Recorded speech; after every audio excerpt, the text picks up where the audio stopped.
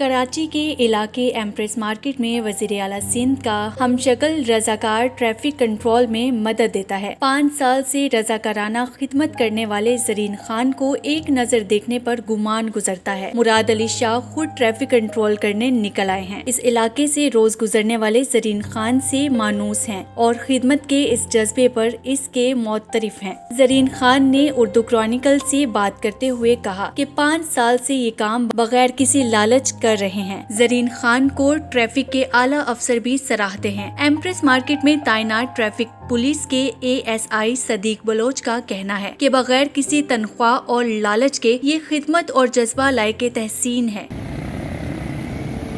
जरीन खान की मौजूदगी की वजह से ट्रैफिक के पीक आवर्स में काफी मदद मिलती है।